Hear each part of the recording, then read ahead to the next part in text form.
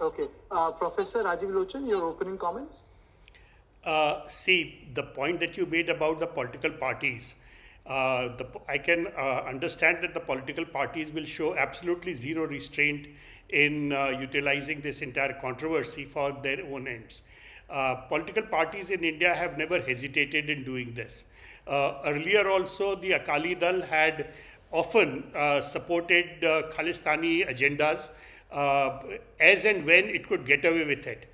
Just at the same time, the Akali Dal used to say, like in 2007, when Suresh Arora made a new Punjab Police Act. This was a reformed act which would disallow policemen from doing the kind of things which are depicted in this film. It was the Badal government which said that we will not allow this kind of a reform to take place. This is on record. Rameshandar Singh has put it on in his autobiography. The Akali Dal has got a bad name right now because it was battling this whole crisis of Beadbi. About 10 years ago, the Aam Aadmi Party had been putting pressure on it, and the Aam Aadmi Party had been consorting with the Khalistanis and other terrorists. But since the Aam Aadmi Party has come to power, the Aam Aadmi Party has actually been trying to find a way to reach out to the Sikh masses on its own. So the Akalis will have to somehow try to make up space for themselves in this entire controversy. When you mention that the Akalis are going to show it across the entire state, I don't think it's going to make much difference to the people, or even if it makes a difference to the people and the people think that the Congress party is a very horrific party because all of this happened under the Congress regime, I don't see how it impacts the BJP short of the kind of kind of Khalistani arguments about Bamini and Delhi Sultanate and stuff like that. So that is just tutu meme. It's nothing to be taken very seriously at this stage because the people of Punjab, Sikhs, Hindus, Christians, they've simply moved off from that kind of behavior and they do not appreciate Khalistani militant kind of descriptions anymore.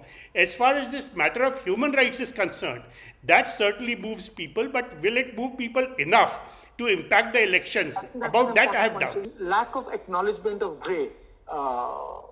Where it's very difficult to distinguish truth from what is not correct. What you're saying is a very wise thing, except that in India, not just now, even 100 years ago, people did not bother about grays.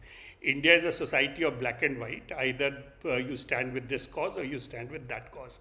Currently, we are standing with causes which create moral outrage. Social media has only created a whole space for moral outrage and to outrage more and more. The number of deaths that happened, the total documented unidentified bodies which had been cremated, even according to Mr. Khalra, was just about 2009. Later, he modified his figure to 2,517. When the NHRC examined the whole process, the NHRC came to the conclusion that a total number of 109 unidentified people had died in police custody, one way or the other. The police contested it and said कि ये बड़े सारे लोग तो वैसे ही फालतू में हमारे पास आए थे, हम ही उनको उठा के लाए थे. They were not criminals. We knew they were not criminals. We did not do anything to them, but because they died in our hands and we took them to the crematoria, so they get listed as in police custody. So the NHRC said कि really it doesn't matter. If the figure is 109, you will have to give compensation to these 109. So 109 people were given compensation for police being involved in the deaths. So the figure of how many people the police killed, this is a completely fictitious figure. Or why to stop at 25,000? Why not go up to 40,000, 50,000? Why think about? I think, Professor Lochan, for me as a journalist, I think it should not be about numbers are important because those are facts. But I think it should not be about if you take a certain position कि आप तो terrorist sympathizer हैं. If you take a position, you hate the police. If you take a certain position, it's you glorify an individual. I have really not gone into Mr. Gill's conduct, but this entire debate has it's become like a banyan tree. It does not focus just on the aesthetics. See, currently Mr. Gill is supposed to be the villain in Punjab. a very large number of people in Punjab imagine that he was a villain.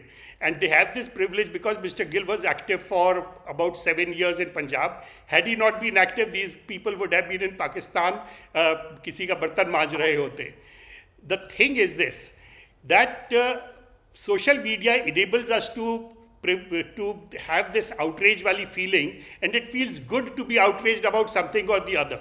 The more important thing for Punjab at the moment is that Punjab sees through the political maneuvers that are going on. And I think the Aam Aadmi Party will definitely be able to manage and ensure that the Akali Dal does not get any benefits out of... Mr. Lochan, I'm really running short of time because I need